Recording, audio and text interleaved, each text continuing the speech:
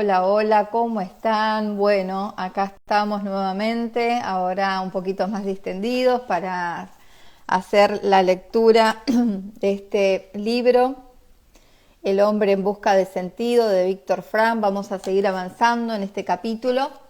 Voy a dejar acá el título, ¿cómo están? Voy saludando a los que se conectan ahora, es tempranito, día laborable, lo sé.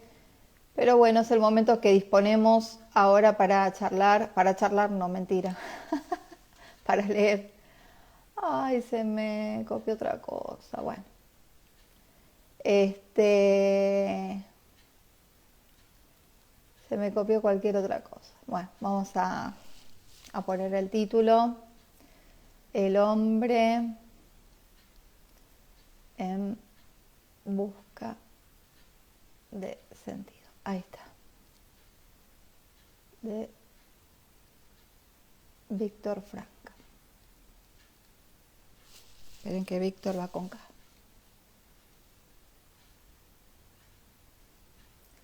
Ahí está. Bueno, muchas gracias a los que están siguiendo esta lectura. No es fácil, pero sabemos que tiene una enseñanza bastante importante, con lo cual dense la posibilidad, poquito a poco, de ir escuchando estos capítulos.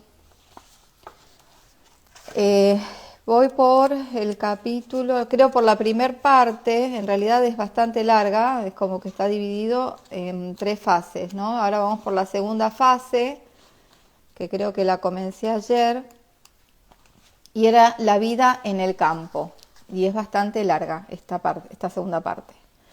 Así que me había quedado en la parte del hambre, y continúo con la lectura. Dice, hambre. Debido a la grave desnutrición que sufrían los prisioneros, era natural que el instinto básico principal en torno al cual giraba la vida psíquica fuera el afán de conseguir comida.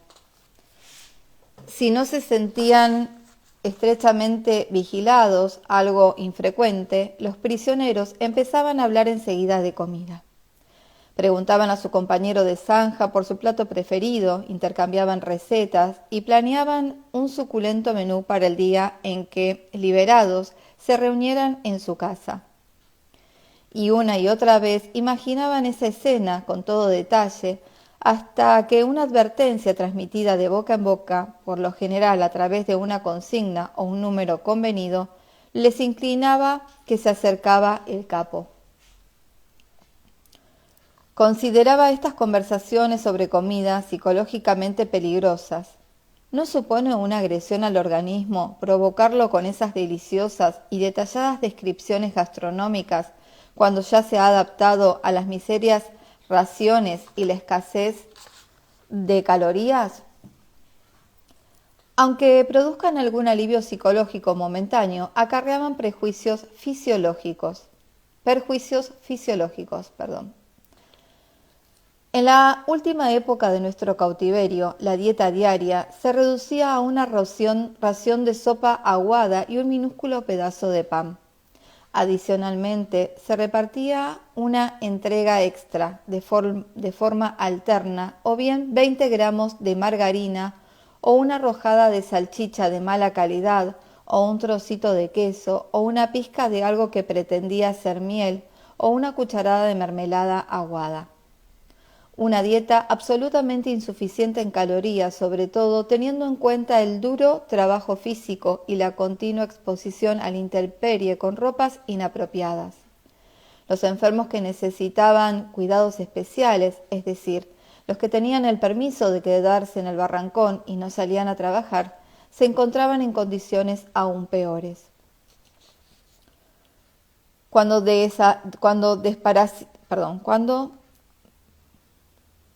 desparacían, no sé qué significa la palabra, bueno, cuando desparacían las últimas capas desaparecían, claro, le faltó nada, cuando desaparecían las últimas capas de grasa subcutánea y parecíamos esqueletos disfrazados con pellejos y andrajos, podíamos ver que nuestros cuerpos se devoraban a sí mismos. El organismo digería sus propias proteínas y los músculos desaparecían, Entonces el cuerpo perdía todo poder de resistencia. Uno tras otro, los miembros de nuestra pequeña comunidad del Barrancón iban muriendo. Podíamos calcular con estremecedora precisión quién sería el próximo e incluso cuándo nos llegaría el turno. Teníamos experiencia, conocíamos los síntomas a la perfección y el pronóstico rara vez fallaba. No durará mucho, o este será el siguiente, decíamos en voz baja. Y por la noche, cuando nos quitábamos los piojos al ver nuestro propio cuerpo desnudo, todos pensábamos lo mismo. En realidad este cuerpo, mi cuerpo, ya es un cadáver. ¿Qué ha sido de mí? No soy más que una mínima parte de una gran masa de carne humana, encerrada tras alambrada de espino, hacinada en un barrancón de adobe. Una masa que cada día se descompone porque ya no tiene vida. Ya he referido con cuánta insistencia, cuando se tenía una pausa, regresaban a la conciencia los pensamientos sobre la comida y se hablaba de los platos favoritos. Así se comprende que incluso los más fuertes de nosotros imaginaran un futuro con buenos alimentos y una cantidad suficiente, no tanto por la comida en sí, sino porque de ese modo ya habría terminado la vida infrahumana que nos impedía pensar en otra cosa que no fuera en el alimento. Quienes no han sufrido una experiencia similar difícilmente puedan concebir el destructivo conflicto mental y la lucha de voluntades que dominan a un hombre hambriento. No pueden hacerse una idea cabal del suplicio que significa cavar una trinchera obsesionado con el sonido de la sirena que anunciaba las 9:30 o las 10 de la mañana, la media hora del descanso para comer, a la espera del reparto de pan, si lo había, y en esa espera preguntar al capataz, si no era un tipo desagradable, constantemente la hora. Tocar después con mimo el pedazo de pan, tocar después con mimo el pedazo de pan en el bolsillo, acariciarlo primero con los dedos helados, sin guantes, luego partir unas migajas y llevarlas a la boca, y finalmente, con un supremo esfuerzo de voluntad, reservar el resto, decidido a conservarlo hasta el mediodía. Manteníamos largas discusiones sobre lo adecuado o inadecuado de ciertos métodos empleados para conservar el trozo de pan diario, que en la época final de nuestro confinamiento nos daban solo una vez al día. Predominaban dos criterios. Uno, eran partidarios de comer el pan inmediatamente. Eso tenía la doble ventaja de aliviar al menos una vez al día, aunque brevemente, los dolorosos retorcijones del hambre y evitar el posible robo o la pérdida de la ración. Otros optaban por fraccionar la ración y finalmente me uní a este grupo. Tenía mis razones. El despertar era sin duda el momento más terrible de las 24 horas de la vida en un campo de concentración. Aún era de noche cuando los 3 agudos pitidos de la sirena nos arrancaban sin piedad de nuestro sueño exhausto y de sus añoranzas.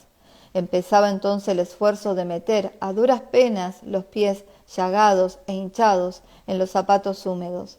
A esto seguían los lamentos y quejas por los percances diarios, por ejemplo, que se rompiera el alambre que reemplazaba los cordones de los zapatos. Una mañana vi a un compañero, un hombre valiente y digno, llorar desconsolado como un niño porque al haberse escogido sus zapatos por la humedad, no le entraban los pies y tendría que andar descalzo por la nieve. En esos fatídicos minutos yo encontraba un exiguo consuelo mordisqueando con inmenso deleite el trocito de pan guardado el día anterior en el bolsillo del abrigo. Sexualidad. La desnutrición, además de provocar la obsesión por la comida, explica quizás también la falta de deseo sexual en el lager. El hambre y los efectos del shock inicial parecen ser la causa de la mínima perversión sexual en el campo, muy por debajo de lo previsible en un establecimiento estrictamente masculino, por ejemplo, un cuartel, un fenómeno ciertamente llamativo para un psicólogo. El deseo sexual ni siquiera aparecía en los sueños de los prisioneros, lo que contradice el postulado del psicoanálisis, que asegura que los deseos inhibidos se mantienen de forma especial en el sueño. Ausencia de sentimientos. En la mayoría de los reclusos, la reducción a los instintos más básicos y el continuo esfuerzo concentrado en salvar el pellejo llevaba a despreciar todo lo que le apartaba de ese único objetivo. Esto explica la absoluta falta de sentimientos con la que el prisionero solía considerar los acontecimientos. Yo mismo lo comprobé en el traslado de Auschwitz a un campo filial de Dachau, en Baviera. El tren estaba atascado con unos 2000 prisioneros. Atravesaba Viena. Cerca de medianoche pasamos por una estación de la ciudad. El trayecto del tren nos acercaba a la calle donde había nacido y vivido durante tantos años, hasta el día de mi internamiento. Íbamos 50 personas en aquel vagón que tenía 2 pequeños ventanuscos con rejas. Debido al escaso espacio, tan abarrotado de gente, solo unos pocos podían estar en cuclillas. Los demás aguantaban de pie durante horas amontonados junto a los ventanuscos. Alzándome de puntillas y mirando desde atrás, por encima de las cabezas, conseguía atisbar, tras los barrotes, una imagen fantasmagórica de mi ciudad natal. Todos nos sentíamos más muertos que vivos, pues sospechábamos que el transporte se dirigiría al campo de Mauthausen, que nos quedaban 1 o 2 semanas de vida. Tuve la intensa sensación de mirar las calles, las plazas y las casas de mi niñez con los ojos de un muerto que regresaba de otro mundo a contemplar una ciudad fantasma. Tras un retraso de varias horas, el tren arrancó lentamente de la estación y entonces vi la calle donde había nacido, mi calle. Los jóvenes, tras años de cautiverio, se agolpaban en los ventanuscos contemplando la ciudad. Aquel viaje era para ellos un acontecimiento. Les rogué, les supliqué que me dejaran un momento acercarme al ventanusco. Intenté explicarles cuánto significaba para mí volver a ver mi calle. Imploré en vano. Me rechazaron con rudeza y cinismo. ¿Qué has vivido ahí tantos años? Entonces ya lo tienes muy visto. Política y religión. Este vacío emocional de los reclusos veteranos es uno de los fenómenos que mejor expresa la desvalorización de todo lo que no favorezca la conservación de la propia vida. Lo demás se considera superfluo. En el Lager sufríamos, por decirlo así, una invernación cultural con 2 excepciones: la política y la religión. En el campo se hablaba por todas partes y casi constantemente de política. Las discusiones surgían de rumores que se filtraban en el campo y se propagaban rápidamente. Los rumores sobre la situación militar eran en general contradictorios. Se sucedían con... Espérenme, ¿qué pasó la hoja? Se sucedían con celeridad y solo conseguían azuzar la guerra de nervios librada en la mente de todos los prisioneros. Una y otra vez se desvanecía la esperanza del inmediato final de la guerra, avivada por habladurías candorosas.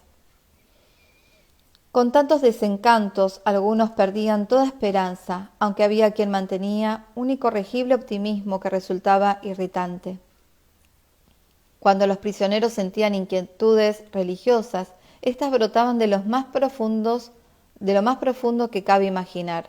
El recién llegado se sorprendía con frecuencia de la admirable convicción de las creencias religiosas de los reclusos. Eran estremecedores los momentos de oración, los ritos improvisados en un rincón del barrancón, o en la penumbra del camión de ganado en el que volvíamos al campo desde el distante lugar de trabajo, cansados, hambrientos y helados con las ropas harapientas. En el invierno y la primavera de 1945 se desató una epidemia de tifus que contagió a muchos reclusos.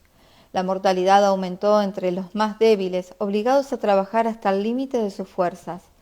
Las barracas para los enfermos carecían de las más mínimas condiciones, apenas teníamos medicamentos y prácticamente no había personal sanitario.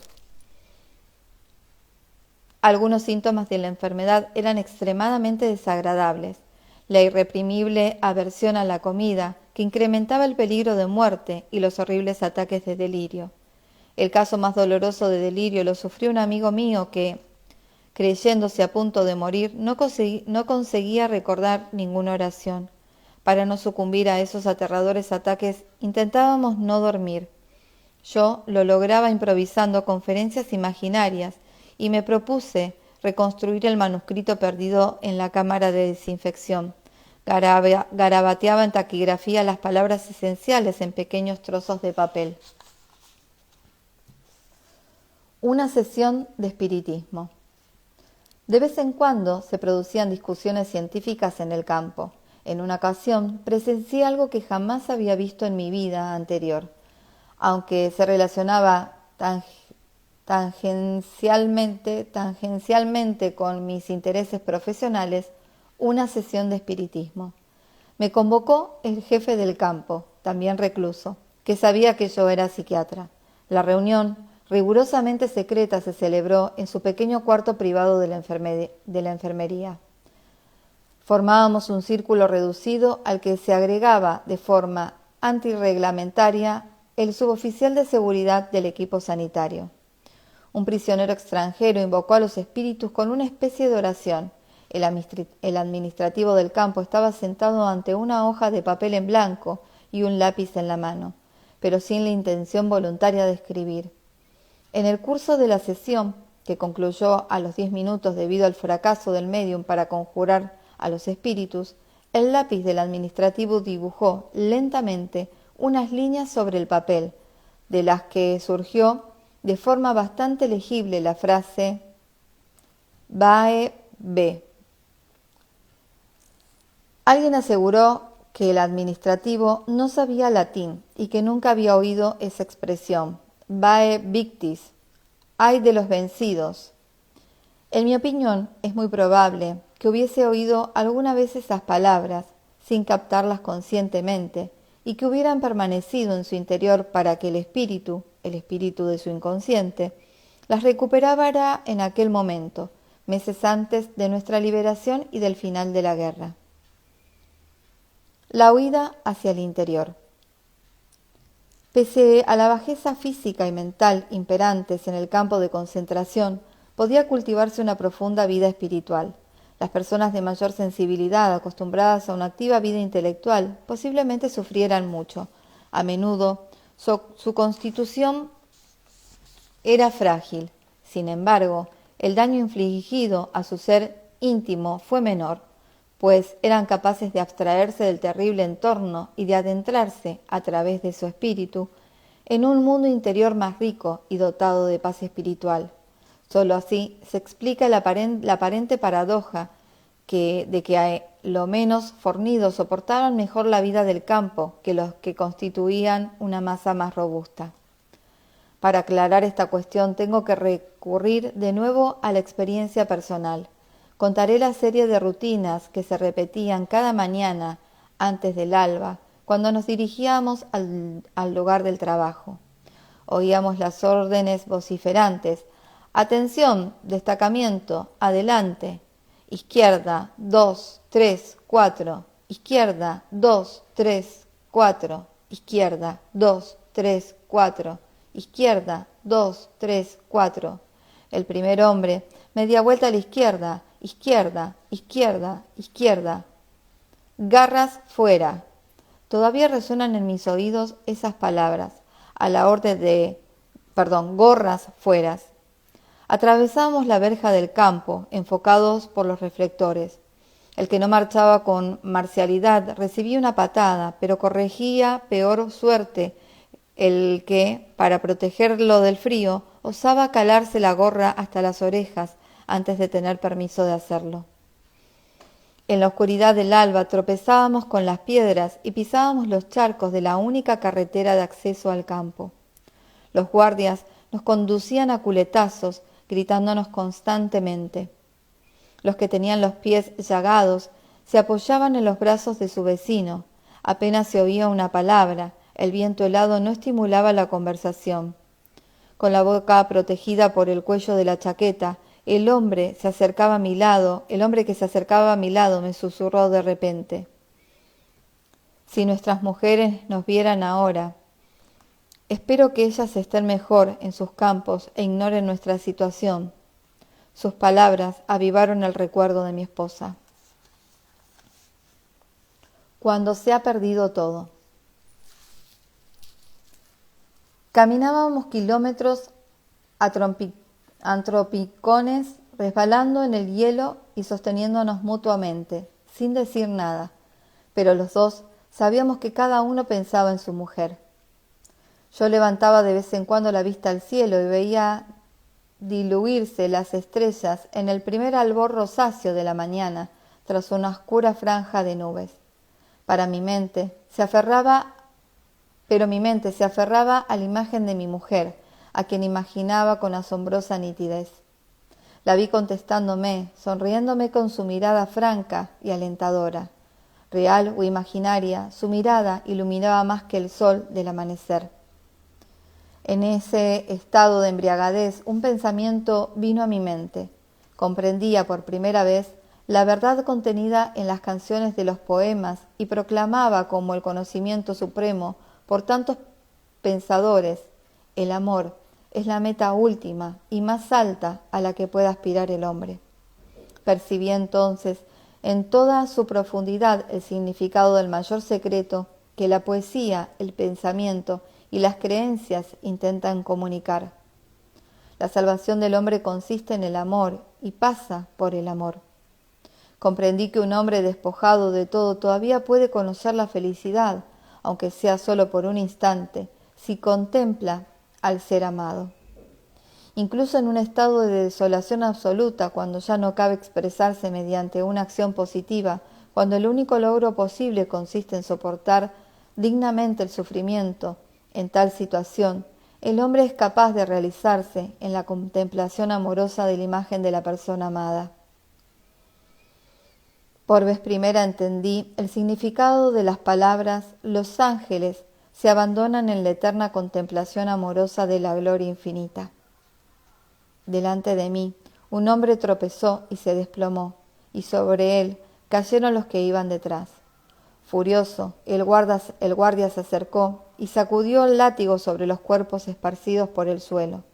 Este incidente distrajo mi pensamiento por unos segundos, pero enseguida mi alma encontró el camino para regresar a su mundo, y olvidándome de la vida en cautiverio, seguí hablando con mi amada. Yo le preguntaba y ella contestaba, luego ella preguntaba y yo respondía. ¡Alto! Habíamos llegado al lugar de trabajo. Nos precipitamos en el lugar interior de la oscura caseta en busca de una herramienta en buen estado. Cada prisionero se hizo con una piqueta o una pala. ¿No podéis daros deprisa, cerdos? Pronto reanudamos el trabajo en la zanja, allí donde lo habíamos dejado el día anterior. El suelo helado crujía con los golpes de las piquetas y saltaban chispas. Los hombres permanecían silenciosos, con el cerebro entumecido. Mi mente se aferraba aún a la imagen de mi mujer. De pronto me asaltó una inquietud. No sabía siquiera si seguía viva, pero estaba convencido de algo. El amor trasciende la persona física del ser amado y halla su sentido más profundo en el ser espiritual, el yo íntimo. Que esté o no esté presente esta persona, que siga viva o no, en cierto modo carece de importancia. Ignoraba si mi mujer vivía y no tenía medios para averiguarlo. A lo largo del cautiverio no tuvimos contacto postal con el exterior, pero en aquel momento esa cuestión había dejado de inquietarme. No sentía necesidad de comprobarlo. Nada afectaba a la fuerza de mi amor, ni a mis pensamientos y a la imagen de mi amada. Si entonces hubiera sabido que mi mujer estaba muerta, creo que, insensible a la noticia, habría seguido contemplando su imagen y hablando con ella con igual viveza y satisfacción. Ponme de sello sobre tu corazón, pues fuerte es el amor como la muerte. Cantar de los Cantares, 8:6. Bueno, voy a leer este último pedacito y ya voy a dejar. Meditaciones en la zanja.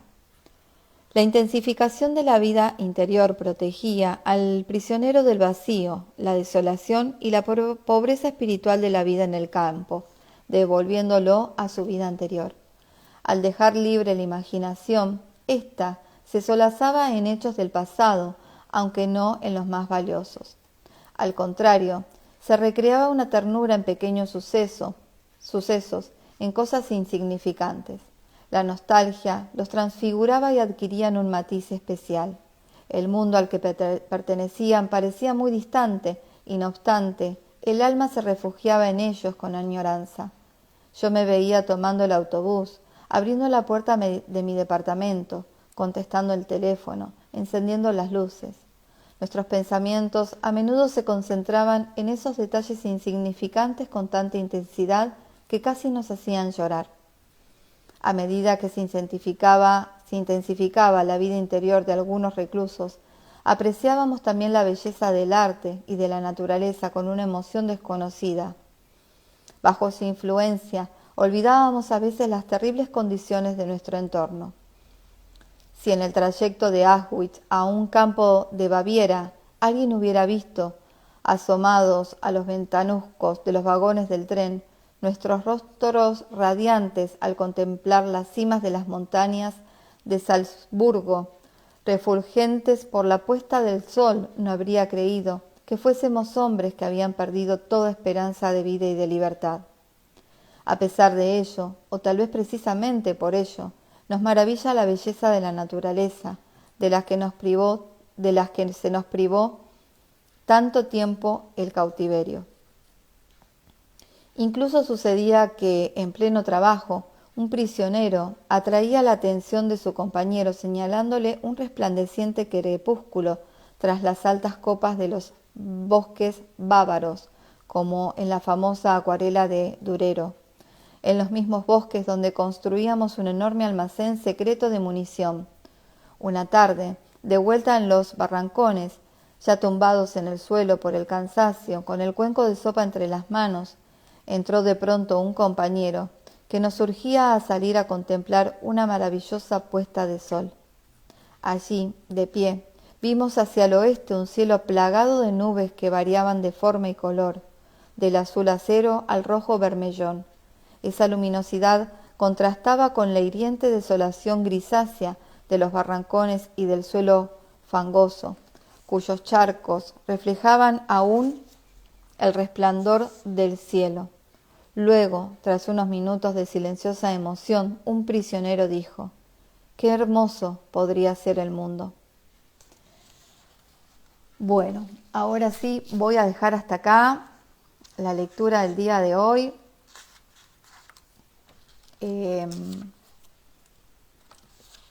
Es bastante fuerte. Me trabo bastante al leer este libro, no sé por qué, pero bueno, igualmente continúo.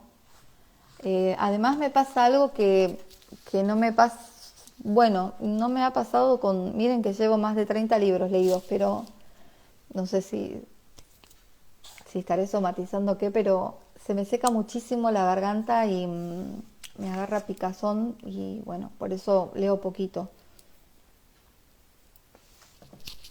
Es como que no sé, es como que me duele y me cuesta leer este tipo de información. No por nada, cuando yo lo compré y lo empecé a leer para mí, lo dejé antes de la mitad. Creo que ya pasé por la parte, creo que estoy leyendo cosas que no había leído, que lo dejé antes. Así que bueno, voy a respetar a mi cuerpo que me está diciendo hasta acá. Mi garganta ya está muy, muy sentida, muy, muy dolida. Así que bueno, gracias a todos los que estén resonando con esta lectura.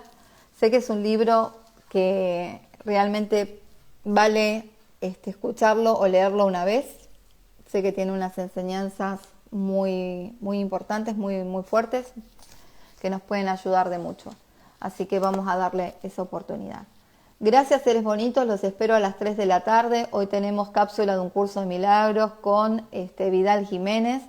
Así que bueno, los espero a las 3 de la tarde Argentina, acá por este canal. Recuerden que pueden colaborar con el canal dándole me gusta, suscribiéndose a YouTube, Calma Salud Consciente, dejando algún comentario, un corazoncito y demás. Así que gracias, gracias, gracias.